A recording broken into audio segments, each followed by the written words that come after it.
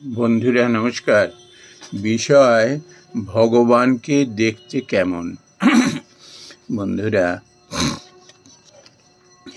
অবতার বরিষ্ঠ শ্রী রামকৃষ্ণ পরমহংসদেবকে স্বামী বিবেকানন্দ জিজ্ঞাসা করেছিলেন, ভগবানকে কি দেখা যায়?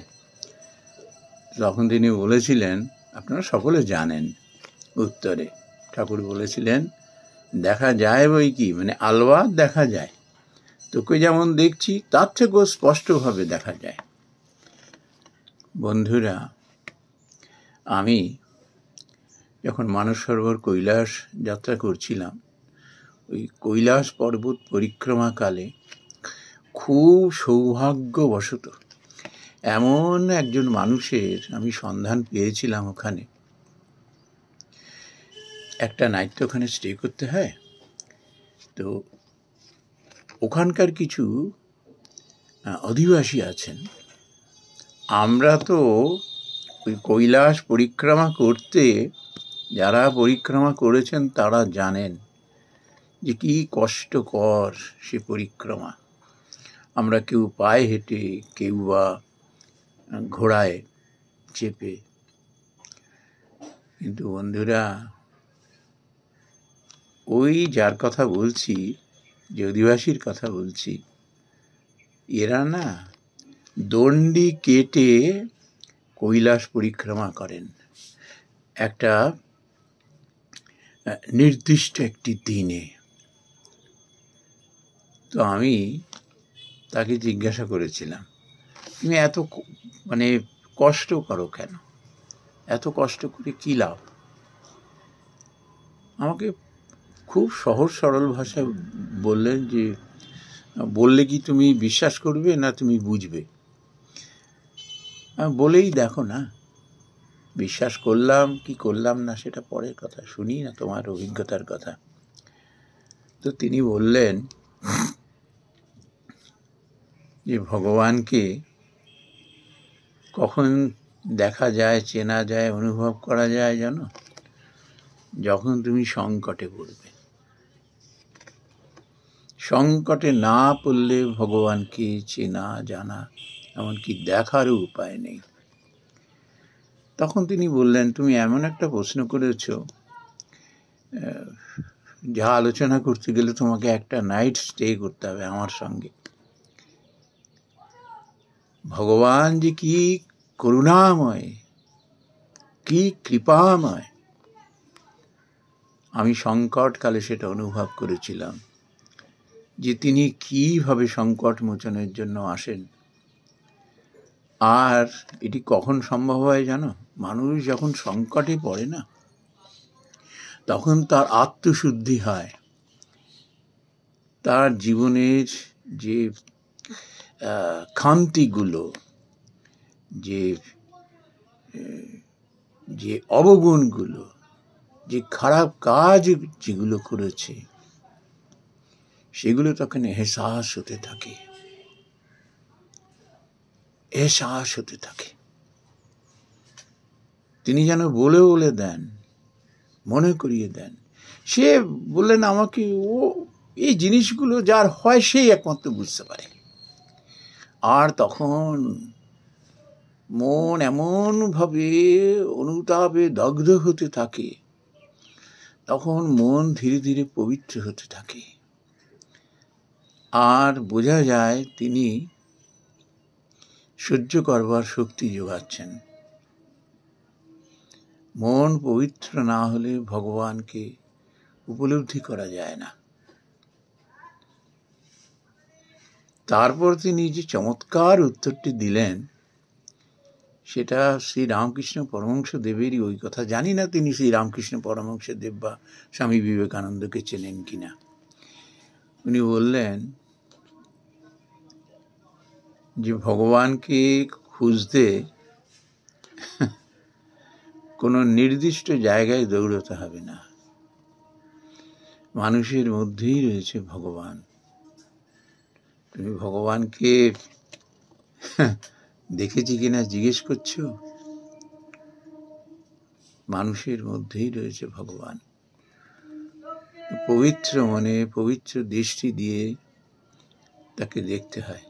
এই 2-5 জন মানুষ তোমায় কষ্ট দিল, আঘাত দিল, অকৃতজ্ঞের মতো কাজ করলো, সেই দিয়ে বিচার করলে চলবে না। আবার বললাম না যে সংকটকালে ভগবানকে উপলব্ধি করা যায়। তোমার দৃষ্টি, তোমার বিবেচনা, বুদ্ধি এমন পবিত্র এবং শার্প করে দেবে না, তুমি বুঝতে পারবে যে তোমার সামনে কারা রয়েছে। তুমি দেখবে যেরকম নিজের সন্তানকে, ছোট্ট শিশুটিকে খাইয়ে যেমন তুমি আনন্দ পাও, মনে তৃপ্তি পাও, মায়েরা যেমন ছোট্ট শিশু তাকে যত্নাত্তিক করে কষ্ট করে তাকে বড় করার মধ্যে যেমন সে জীবনের উদ্দেশ্যকে খুঁজে পায়, তেমনি মানুষকে সেবার মধ্যে দিয়ে মানুষ আরো বেশি করবে উপলব্ধি করতে পারে যে ভগবানকে খোঁজার জন্য এখানে ওখানে দৌড়াতে হবে না। তুমি চাইলে তোমার সামনেই সে আবির্ভূত হবে, শুধু তোমার হৃদয়টিকে সেইভাবে তৈরি করো। আমি না আবেশিত হয়ে তার কথা শুনছিলাম। আমি যখন ফিরছিলাম কৈলাস পরিক্রমা করে, আমি ভাবছিলাম ভগবানই হয়তো আমার সামনে ওই অধিবাসী রূপে হয়তো আবির্ভূত হয়েছেন। বন্ধুরা, পত্রং পুষ্পং ফলং তোয়ং ইয়ো মে ভক্তা প্রযচ্ছতি তদহং ভক্তু বর্হিতম স্নামি প্রজাতত্মনঃ। ভগবানকে খুশি করবার জন্য অত আড়ম্বর না করলেও চলবে। আড়ম্বরের মধ্যে যদি ভক্তির এতটুকু যদি অস্তিত্ব না থাকে, সে আড়ম্বর বৃথা। কত মানুষ আমরা দেখি না, যেহেতু ছেলের বিয়ে বা মেয়ের বিয়ে বা পিতৃমাতৃ শ্রাদ্ধ, যেটুকু উপাচার করার করলো, তারপরে অতিথি আপ্যায়ন যতটুকু না করলে না, ওইটুকু করে সেই অর্থ দিয়ে তিনি দরিদ্র নারায়ণ সেবা করে যেন তৃপ্তি পান। এই হলো ভক্তি। হৃদয় যখন যার কেঁদে ওঠে, তখন সে ভগবানের আজ্ঞা পান আর ঠিক সেই মতো কাজ করেন। ভক্তি না থাকলে ভগবানকে ওই নানান উপাচারে সোনা দানায় ভরিয়ে দিলাম, কিচ্ছু হয় না। ভগবান মুখ ফিরিয়ে নেন যদি তুমি মানুষের প্রতি নিষ্ঠুর ব্যবহার করো। দরিদ্রের মুখে যদি অন্ন তুলে না দিতে পারো, তোমার সাধ্য মতো যেটুকু পারো, এটা সমস্ত বড় বড় মানুষেরা বলে গেছেন, যারা এটি করেন তার কারণ জীবনে তারা এটা অনুভব করেছেন। ভগবানের কাছ থেকে হয়তো তারা নির্দেশ পান যে যোগ্য মানুষকে এটি শেয়ার করো তুমি।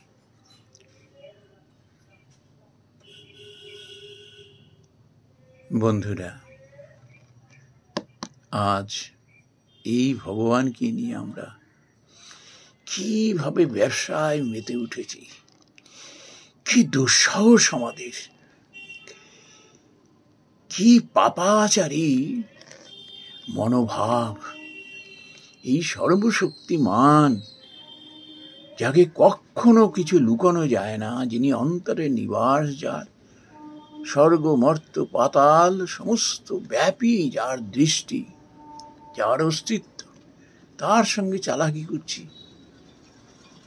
নিজেকে ভগবান বলে জাহির করছি, ঘোষণা করে দিচ্ছি।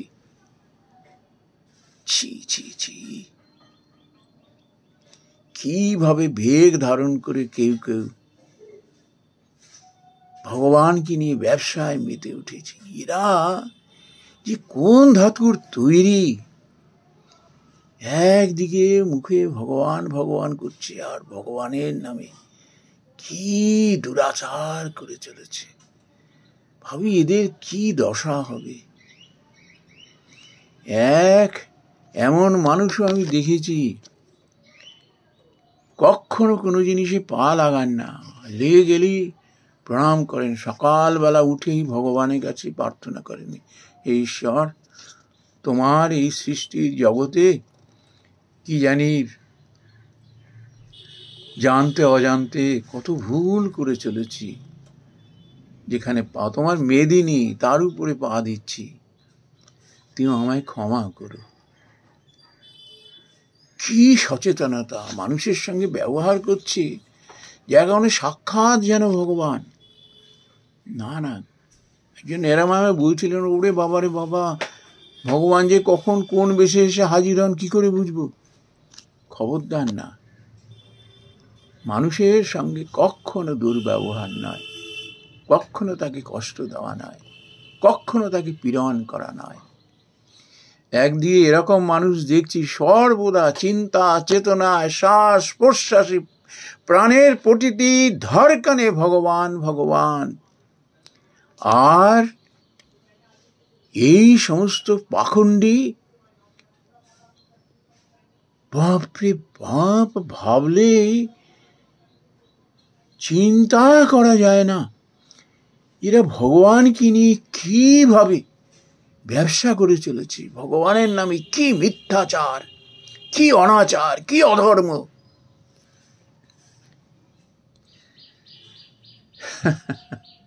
আসলে এরা ভগবানে বিশ্বাসী নেই,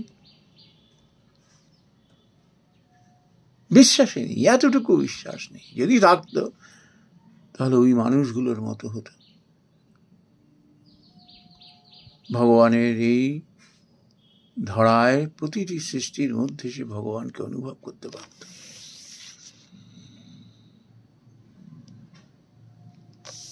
এটা ভগবানকে নিয়ে ব্যবসা করে চলেছে।